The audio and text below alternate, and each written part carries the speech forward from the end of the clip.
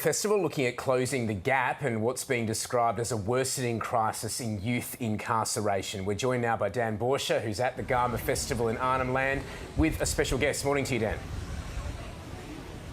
Tom, good to be with you, and that's certainly been one of the topics that's been central to this conversation over the last couple of days. Is really an intersection between the federal conversation that's been happening around closing the gap, which, as we know, those targets are getting worse. Just at this stage, 4 of 19 on track, and as we've seen in the reporting, things are going backwards in many of those targets in the Northern Territory. And in addition to that, there's been a big focus on the series of policy reforms that the new CLP government's brought in around that are tethered to what they call their tough on crime agenda that they led to the last election. And so I'm joined now by the Minister for Aboriginal Affairs in the Northern Territory, Steve Edgington, the member for Barkly in the Northern Territory. Steve, thanks for joining me. Things are getting worse and worse when it comes to closing the gap. Why is that, and what are you doing to address that? Well, I think when you look at closing the gap, there's been some systemic problems for a number of years when it comes to closing the gap, but coming into government, our focus has all been about reducing crime, rebuilding the economy and restoring that territory lifestyle. There's been a number of underlying issues that have contributed to poor closing the gap outcomes over many, many years. What we're focused on is improving housing, improving education and trying to get those better health outcomes, but also empowering communities, because we believe that decision making in those smaller communities is key to getting better outcomes across the board. Productivity Commissioner Selwyn Button says there is a direct correlation between the tough on crime measures that your government has introduced and Indigenous incarceration rates. So that is squarely at your feet. What do you say to that? Look, in regard to reducing crime, that's been our platform coming into government. There has been an increase in young people coming into custody, but what we've seen over the last 8 to 10 years has been a substantial increase in crime right across the board, and even recently what we're seeing is a large increase in domestic, family and sexual violence, but we've also seen a very large increase in violent crime on commercial premises, into homes. There has been an increase across the board.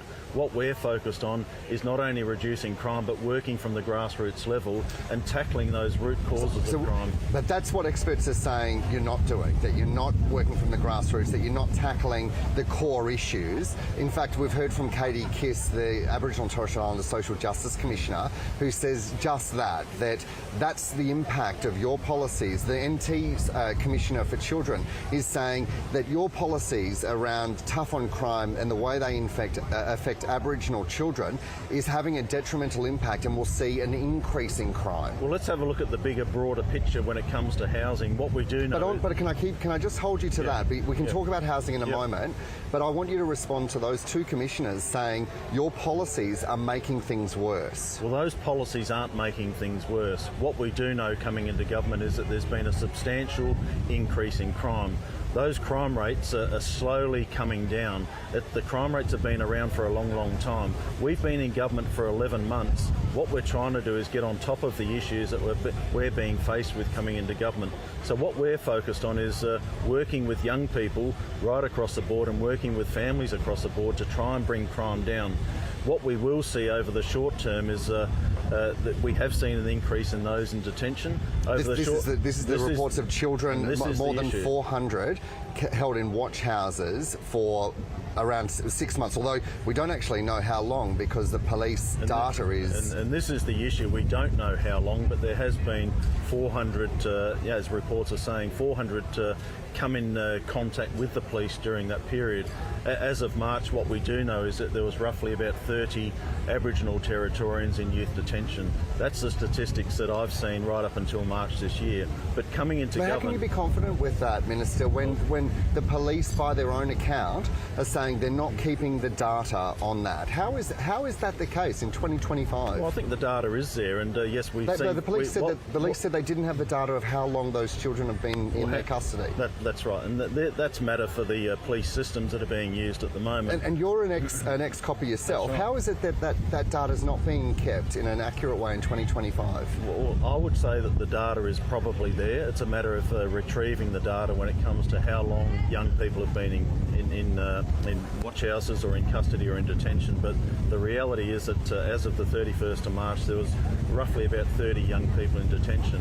What I want to get to is what are we doing to tackle the issues when it comes to young people being engaged in crime. So what we have done recently is opened a bail support service in Tennant Creek. We do have bail support programs in Tennant Creek, Alice Springs and Darwin. What we did come to the election saying is that we wanted to focus on working with youth through youth boot camps. We're about to invest in youth boot camps in Tennant Creek, Alice Springs and Darwin. This is work in progress at the moment when it comes to working with young people out in communities. I've heard for a long time when I travel right around the Northern Territory is that people are fed up.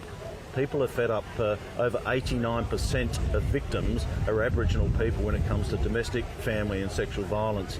These are some of the underlying, long-standing issues that we're trying to tackle coming into government. And on that point, there is no question that people are saying that the crime needs to be dealt with. All the experts are also saying you can do that, and it's how you do it is the really important piece. Exactly. Is changing the age of criminal responsibility from 12 to 10 the answer? That you change that law, I think, within the first couple of days in Parliament. Well, there's a couple of things working with young people, changing back to 10. That's consistent with what's happening around Australia. But I'll just hold you on that, is that everyone's kind of holding you to that. It's saying that isn't changing. Other jurisdictions are changing as we speak. Well, they haven't changed, and That's true. The point but they are changing. The point is they haven't changed.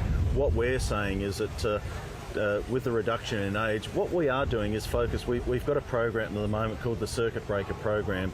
So this is working with young people at a very early age. We're working with young people that are out on the street right across the Northern Territory. That Circuit Breaker Program, when it comes to domestic, family and sexual violence, we're seeing young people out on the street engaging in different behaviour, and some of those young people are actually involved in committing crimes.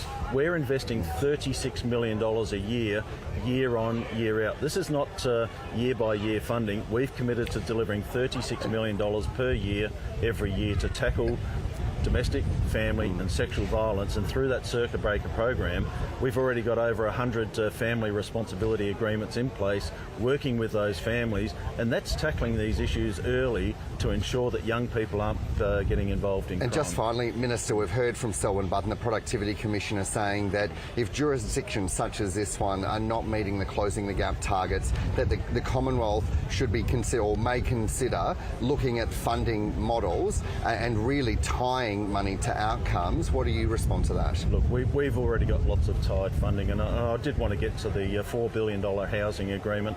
That's a 10-year agreement to deliver 2,700 homes. We have a $1.1 billion agreement to improve education, the Better Fairer Schools program, and we've also recently, in February this year, reached an agreement. Our Chief Minister and the Prime Minister signed an agreement in February this year, which is $842 million through the Remote Aboriginal Investment Funding, and that's going to deliver better outcomes in remote areas, particularly around community development, education, health and also community safety. So this is all tied funding that we're talking about, and I've just rattled off nearly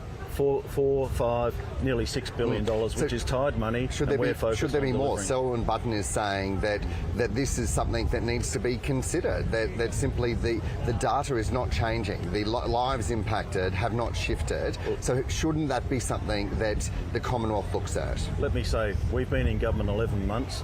We're using the tied funding that we have to focus on making a difference right across the Northern Territory. We want to work in partnership with Aboriginal corporations, the land councils, and we see that by working together we'll be able to tackle these issues head on. Steve Edgington, we'll have to leave it there. Thank you very much for your time. Steve Edgington is the Minister for Aboriginal Affairs here in the Northern Territory, and a whole range of issues that we covered off on there, from youth incarceration and some of the data that has been, as reported, quite problematic around those numbers around young people, but then about housing and some of that response there from the Minister and from the Northern Territory Government to those comments from the Productivity Commission. But for now, back to you, Tom. Good on you, Dan. Thank you very much. Dan Borsche joining us there from the GARMA Festival in its